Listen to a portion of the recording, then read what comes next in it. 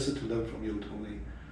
And yes, you've been in Hong Kong for a decade. Yeah, almost. I would think that it would be much harder for a foreigner. Yes. To network. Yes. And I mean, you know everyone pretty much. No, no one can claim that. I will never claim that. So I don't accept that compliment. How does, if I was to ask you to give me a masterclass in building my network, yes. What will you teach me?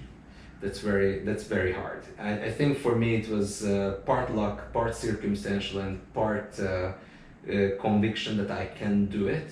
And I need to give a huge compliment to Hong Kong once again, and I think that's partly what I said before when we met in Bandung, and that's what I always say about Hong Kong, that it is probably the easiest place on earth to network.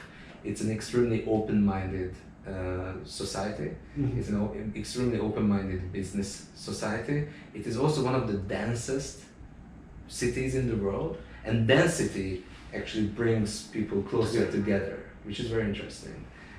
So you have access. The access is much easier than elsewhere. That's what I experienced. And once, Hong Kong is a very powerful place. And once you establish your network in Hong Kong, then it's very easy to network outside of Hong Kong. Whether it's across the border in Shenzhen, or whether it's people are all linked. Interlinked. We live in a very globalized world, and Hong Kong is extremely linked to mainland China, of course. I think still more than half the factories of Guangdong province are owned by Hong Kong companies or families. At least that was the case. Guangdong province and Shenzhen was pretty much built by Hong Kong families, companies. So the influence is huge, the know-how, the insights is huge, the networks are there, and they are not limited to mainland China. It's global. The word that you mentioned just now amongst many was conviction. Yeah. So that means that you have to put in effort. Yes. Yeah. Of course. And you need to believe in yourself. That's for sure. Right. I arrived to Hong Kong with the conviction that I can do it, and with the desire to do it.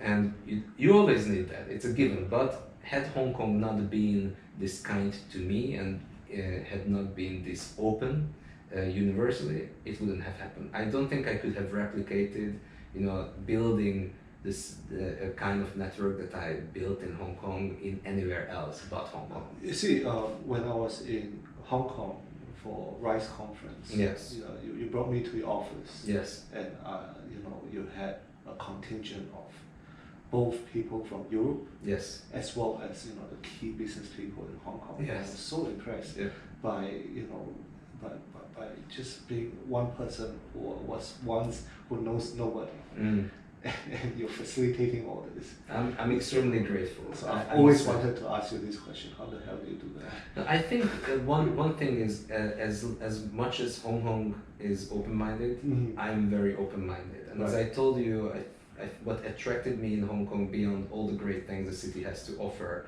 was that business ethic that I didn't really find anywhere else. And somehow I just found my match. My business ethic was always like what Hong Kong represents, which is transparent. Most importantly, in Hong Kong, no one bullshits.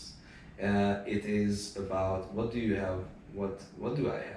Let's see how we can actually work together genuinely. There's a genuine interest. Okay, interesting, not interested, not interesting, and then walking away. Not trying to exploit people. It's a true desire to facilitate and create value together. So that genuinity and that honesty, that transparency, is something that I always represented, but I didn't work in environments where it was rewarded. In Hong Kong, it's not only rewarded, it's necessary. That's the baseline. Without that, you cannot do business in that city. Without that, people won't talk to you.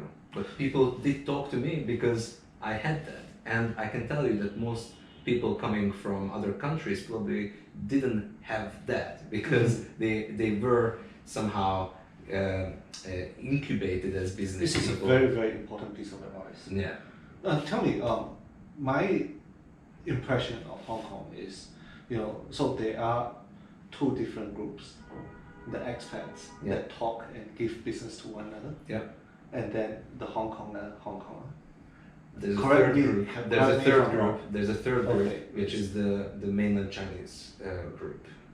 Even if we just look at, and I would like to point out the industry I'm familiar with, let's say the startup ecosystem. Mm-hmm. It's absolutely true what you said. The third group is the people from mainland China. So is there a fourth one whereby you link them all together? No, because I don't think anyone can claim that. But I'm very